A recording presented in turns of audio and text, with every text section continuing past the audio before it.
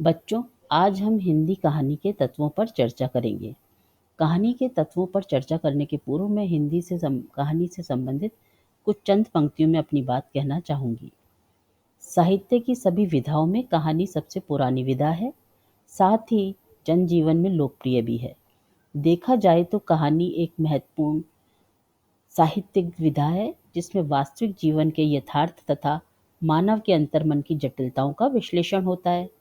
पुरानी कहानी का उद्देश्य उपदेश देना और मनोरंजन करना माना जाता है, किंतु वर्तमान में इसका लक्ष्य मानव जीवन की विभिन्न समस्याओं और संवेदनाओं को व्यक्त करना है। यही कारण है कि प्राचीन कहानी और आधुनिक कहानी बिल्कुल भिन्न हो गई हैं। कहानी की आत्मा बदली है और उसकी शैली भी। कथा समीक्षकों ने कहानी के मूल्यांकन के लिए उन प्रमुख आधारों को खोजा है जिन पर कहानी का रचना विधान खड़ा होता है। इन्हीं आधारों को कहानी के तत्व के नाम से अभिहित किया जाता है और शास्त्रीय समीक्षा द्वारा निर्धारित कहानी के प्रमुख तत्व 6 हैं। तो अब हम कहानी के तत्वों के बारे में आपको बताएंगे। इसमें पहला है कथानक, दूसरा है पात्र और चरित्र चित्रण, तीसरा है संवाद या कथोपकथन, चौथा है देश काल और वातावरण, पांचवा भाषा शैली, छठा और अंतिम है उद्देश्य। जो भी ये कहानी के सारे ही तत्व महत्वपूर्ण भूमिका निभाते हैं। तो अब हम सबसे पहले कहानी का पहला तत्व कथानक, उसके बारे में बातचीत करेंगे। तो कहानी का जो पहला तत्व है कथानक, या इसको हम कथा वस्तु के नाम से भी जानते हैं। इसमें आरंभ होता है, विकास होता है, और तीसरा बिंदु चरम सीमा के रूप में जाना जाता है, और चौथा है अंत के रूप में जानते हैं। तो जो भी कथा वस्तु है या कथानक है, उसके बिना कहानी की कल्पना नहीं की जा सकती है। यह कहानी का अनिवार्य अंग है। देखा जाए तो कथा या घटना जिस पर कहानी का ढांचा निर्मित होता है, कथानक या कथा वस्तु कहलाती हैं। कथा वस्तु में घटनाओं की अधिकता हो सकती है या एक ही घटना पर उसकी रचना की जा सकती है। कहानी का प्रमुख घटना को अन्य घटनाओं से जोड़ता है, साथ ही कथानक को रोचक बनाते हुए अपनी मौलिक दृष्टि प्रदान करता है। इस तरह से हम कहानी के विकास में आरंभ, विकास, चरम सीमा, अंत, इनको देखते हैं। और सफल कहानी वही होती है जिसमें कहानीकार आरंभ अत्यंत आकर्षक होता है, विकास के सोपान में कहानीकार कहानी की मुख्य घटना का रूप स्पष्ट करते हुए संघर्ष की उत्पत्ति करता है, चरम सीमा वह सोपान है जहां पाठक कहानी की घटना से अभिभूत हो जाता है और स्वतः ही कहानी में निहित संदेश पाठकों तक सफलतापूर्वक पहुंच जाता है। अब हम यहाँ पर कहानी का जो दूसरा प्रमुख बिंदु है, पात्र या चरित्र चित्रण, उसके बारे में आपसे बातचीत करेंगे। तो कहानी में दो तरह के पात्रों की उपस्थिति मानी जाती है। उसमें पहला तो होता है प्रमुख पात्र और दूसरा गौण पात्र। तो प्रमुख पात्रों की संख्या 1 या 2 से अधिक नहीं होती है, और इसी तरह गौण पात्रों की संख्या 3 या 4 से अधिक नहीं होती है। पात्र और चरित्र चित्रण में जो कहानी के पात्र हैं वह सजीव, स्वाभाविक और वास्तविक जीवन से जुड़े होने चाहिए, तथा पात्रों को पूर्ण गरिमा से प्रस्तुत किया जाना भी कहानीकार की एक तरह से आवश्यकता होती है कि वे पात्रों के चरित्रों के साथ न्याय कर सके। तो इसमें हम देखते हैं कि पात्रों और उनके चरित्रों का कहानी पर बहुत ही महत्वपूर्ण प्रभाव रहता है। प्रेमचंद जी के अनुसार घटनाओं का कोई स्वतंत्र महत्व नहीं होता, उनका महत्व केवल पात्रों के मनोभावों को व्यक्त करने की दृष्टि से ही होता है। तात्पर्य यह है कि कहानी में वे पात्र महत्वपूर्ण होते हैं जिनके इर्द गिर्द कथावस्तु घूमती है। यही कारण है कि पात्रों के चयन में कहानीकार को अत्यधिक सावधानी बरतनी पड़ती है। कहानी किसी व्यक्ति के जीवन की घटना पर ही आधारित होती है। कहानी के पात्र सजीव, स्वाभाविक और वास्तविक जीवन के सुख दुख से को सहने वाले या उससे जुड़े हुए होने चाहिए। तो पाठकों से ऐसे पात्रों का तादाद में बहुत ही आसानी से स्थापित हो जाता है। कहानी में पात्रों की संख्या भी सीमित होनी चाहिए। कहानी में कहानीकार की जो दृष्टि है वह मुख्य पात्र पर ही अधिक रहती है। अतः ये आवश्यक है कि अन्य गौण पात्रों के चरित्र का विकास मुख्य पात्र के चरित्र के सहारे ही होना चाहिए। कहानीकार का यह दायित्व है कि कहानी में आए पात्र के व्यक्तित्व को पूर्ण गरिमा के साथ अपनी कहानी में प्रस्तुत करे। इसी के साथ हम तीसरे बिंदु पर आते हैं, संवाद या कथोपकथन। तो संवाद या जो कथोपकथन में भी कुछ बातों का ध्यान रखना चाहिए जो कहानी को सशक्त बनाते हैं। जैसे संवाद छोटे और अर्थपूर्ण होने चाहिए, सरल और स्पष्ट होने चाहिए, गतिशील और रोचक होने चाहिए। तो इसी तरह हम संवादों के बारे में थोड़ा और विस्तार से जान लेते हैं। जो संवाद भी कहानी का महत्वपूर्ण तत्व है। कहानी के पात्रों की जो आपस की बातचीत है वह संवाद कहलाती है। संवाद कहानी को गतिशील और रोचक बनाने के साथ साथ पात्रों को सजीवता भी प्रदान करते हैं। देखा जाए तो संवाद ही कथानक को गति प्रदान करते हैं। संवादों के द्वारा ही पात्रों का चरित्र चित्रण सफलतापूर्वक किया जाना संभव भी होता है। संवादों द्वारा ही कहानी का उद्देश्य स्पष्ट किया जाता है। इस सब के अतिरिक्त कहानीकार को संवाद लिखते समय यह भी ध्यान रखना पड़ता है कि संवाद पात्र, परिस्थिति और घटना के अनुकूल हों, संक्षिप्त और चुटीले भी हों, क्योंकि नीरस संवाद जो हैं वो कहानी को बेजान भी कर सकते हैं।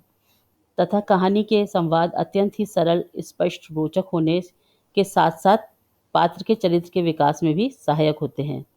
तभी कथानक को गतिशीलता मिल पाती है। अतः स्पष्ट है कि संवाद कहानी के अत्यंत ही महत्वपूर्ण तत्व हैं। और जैसा कि आप सब भी जानते हैं कि जो संवाद होते हैं वो किसी भी, जैसे अपने फिल्मी जीवन में देखा होगा या फिल्मों में देखा होगा कि बहुत सारी फिल्में संवादों के रोचक होने से ही हिट हो जाती हैं। तो अगर हम साहित्य के देश क्षेत्र में देखें तो हम अब अच्छी तरह समझ सकते हैं कि संवादों की कितनी महत्वपूर्ण भूमिका होती है किसी भी कहानी के तत्व में। इसी क्रम में हम आगे बढ़ते हैं और देखते हैं कि जो पांचवा बिंदु है, नहीं, इसके पहले हमको एक देश काल और वातावरण के बारे में भी बात करनी पड़ेगी, जो चौथा इसका बिंदु है। तो देश काल और वातावरण में हमें ये ध्यान रखना चाहिए कि जो पात्र हैं वो वातावरण और परिस्थिति के अनुकूल ही उनका चरित्र चित्रण, उनकी भाषा इत्यादि का प्रयोग करना चाहिए। और दूसरा, देश काल और वातावरण के अनुकूल ही पात्रों की मनोदशा भी होनी चाहिए। ये इसका कहानीकार को ध्यान रखना बहुत ही आवश्यक है। तो हम देश काल और वातावरण को कुछ इस तरह से और भी सरलता से स्पष्ट कर सकते हैं कि कहानी पर देश काल और वातावरण का गहरा प्रभाव रहता है।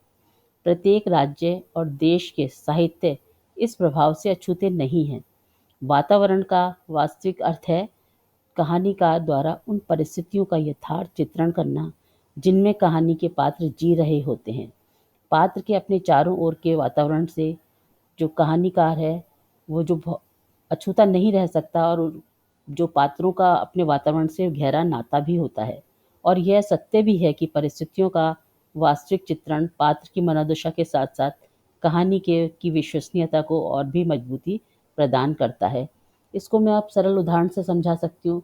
जैसे कि अगर हम किसी अंचल विशेष की कहानी पढ़ते हैं या किसी राज्य विशेष की, किसी ग्रामीण परिवेश की कहानी पढ़ते हैं, तो कहानीकार का ये दायित्व होता है कि वो उन पात्रों के साथ न्याय तभी कर सकेगा जब उसकी वातावरण, वेशभूषा, बातचीत और जीवन शैली, रहन-सहन सब उसी के अनुकूल वह प्रस्तुत करे। तभी हमको उस जिस परिस्थिति में या जिस अंचल में पात्र जी रहा है, जिन घटनाओं को जिसके साथ रह रहा है, तभी उसके साथ न्याय हो पाएगा।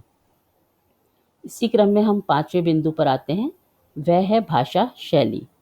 तो जो भाषा शैली है उसमें हमें ये ध्यान रखना पड़ता है, अर्थात हमें का मतलब है यहाँ पर कहानीकार को, कि भाषा जो है वो पात्रों के अनुकूल हो, और जो भाषा है वह गरिमामय हो, और भाषा सरल और प्रभावशाली होने के साथ साथ स्पष्ट भी होनी चाहिए। इसी तरह हम शैली के अंतर्गत ये देख सकते हैं कि कहानीकार वर्णनात्मक, संवादात्मक, पत्रात्मक या डायरी किसी भी शैली का प्रयोग कर सकता है अपनी कहानी को गति प्रदान करने में। तो भाषा के संबंध में भी हम कुछ और जानकारी आपको देते हैं। तो जो भाषा शैली है वो कहानी के कलेवर को सुसज्जित करने वाला कलात्मक आवरण कहलाता है। कहानीकार अपनी कहानी को अपने अनुसार अभिव्यक्ति देना चाहता है। वह कहानी को वर्णनात्मक, संवादात्मक, आत्मकथात्मक, पत्रात्मक या डायरी किसी भी शैली में लिख सकता है। यह उसकी पात्रों के अनुसार और घटनाक्रम के अनुसार कहानीकार पर निर्भर करता है कि वह किस शैली का प्रयोग करे। कहानीकार की शैली ऐसी होनी चाहिए जिसमें वह पाठकों को अपनी ओर आकृष्ट कर सके। कहानीकार को कहानी की भाषा सरल और प्रभावशाली बनानी चाहिए, इस बात का उसको ध्यान रखना चाहिए और साथ ही साथ पात्रानुकूल भी हो, बात का विशेष ध्यान रखना भी चाहिए। पात्रानुकूल भाषा का तात्पर्य ये है कि अगर पढ़ा लिखा पात्र है और या सभ्य शिष्ट समाज का हिस्सा है तो वह वैसे ही उसका पहनावा होगा, रहन सहन होगा। ग्रामीण परिवेश का है तो उसकी भाषा में ग्रामीण पुट होगा। इस तरह से हम देखते हैं कि भाषा शैली के बाद जो अंतिम पक्ष आता है वह है उद्देश्य। तो उद्देश्य में भी हमको ये ध्यान रखना पड़ता है कि किसी भी कहानी का या किसी भी साहित्यिक रचना का उद्देश्य मनोरंजन के साथ साथ सामाजिक हित होना चाहिए। तो सामाजिक हित का तात्पर्य ये है कि कोई भी साहित्यिक रचना हो, चाहे साहित्य की कोई भी विधा हो, वह एक प्रमुख उद्देश्य उसका मनोरंजन नहीं कह सकते। उसके साथ-साथ हम ये कह सकते हैं कि वो मानसिक पोषण के साथ-साथ किसी गहन संदेश को, किसी गहन उपदेश को, किसी सामाजिक सजगता को, किसी सामाजिक बुराई को या किसी दोष को या किसी चरित्र को जो कि किसी बुराई में पड़ गया हो, उसके चरित्र को समाज के सामने उद्घाटित करके ये बताना चाहती है कि बुराई का अंत जो है वो बुराई से ही होता है। तो इस तरह से और सत्य की जीत होती है। ये सारे उद्देश्य उसके हो सकते हैं। तो हम यहाँ पर उद्देश्य के बारे में चर्चा करेंगे। उद्देश्य कहानी का महत्वपूर्ण तत्व है। सत्य तो यह है कि साहित्य की प्रत्येक विधा में उद्देश्य महत्वपूर्ण होता है। देखा जाए तो कहानी पाठकों का मनोरंजन करती है, पर कहानी का उद्देश्य मात्र मनोरंजन करना नहीं होता है। अर्थात हम ये कह सकते हैं कि कहानी का मनोरंजन के साथ-साथ मानव जीवन के किसी सत्य का उद्घाटन करना भी होता है। कहानी द्वारा पाठक के सम्मुख तत्कालीन परिस्थितियों का चित्रण कर पाठक को उनके प्रति सजग और सावधान करना। जैसा हम जानते हैं कि जो साहित्य है वो कहीं न कहीं समाज में हुई घटनाओं को, बुराइयों को, गुणों को, अच्छाइयों को हमारे समाज के सामने रखता है। तो वह किसी भी विधा के रूप का प्रयोग कर सकता है। तो कहानी विधा में हमने देखा कि जो कहानी का या अंतिम तत्व है जिसके आधार पर हम कहानी की समीक्षा करते हैं, उसमें उद्देश्य कितना महत्वपूर्ण हो सकता है। इसको कोई भी कहानीकार या किसी भी विधा को काम में लेने वाला साहित्यकार उसको उपेक्षित नहीं कर सकता है। तो इस उद्देश्य को समाज के सामने रखना तो प्रमुख है ही कहानीकार का है। इस तरह हम देखते हैं कि कहानी के 6 तत्वों के आधार पर कहानी की समीक्षा की जा सकती है और इन्हीं आधार पर एक कहानी को सफलतापूर्वक पाठकों तक संप्रेषित किया जा सकता है। तो हम ये कह सकते हैं कि किसी भी कहानी की समीक्षा के लिए आधारभूत 6 तत्वों के आधार पर जब हम उसकी समीक्षा करते हैं, तो वह कहानी अगर उन पर खरी उतरती है, तो वो एक सफल कहानी कहलाने की हकदार होती है। तो बच्चों, आप इस पर अच्छी तरह से समझ गए होंगे कि कहानी के 6 तत्व कौन-कौन से हैं और वो समीक्षा में सहायक कैसे होते हैं और उनके आधार पर कैसे समीक्षा की जा सकती है। अगले बार जब हम आपसे मिलेंगे, तो हम उपन्यासों के तत्वों की चर्चा करेंगे और इसी तरह उनको भी आपको सरलता और सहजता से अभिव्यक्त करेंगे। तब तक आप इसको अच्छी तरह से पढ़िए, समझिए और अगर कोई समझ में ना आया हो तो आप मेरे से दूरभाष पर या व्हाट्सएप पर सब अपने संदेशों का आदान-प्रदान करके उसका निवारण कर सकते हैं। धन्यवाद।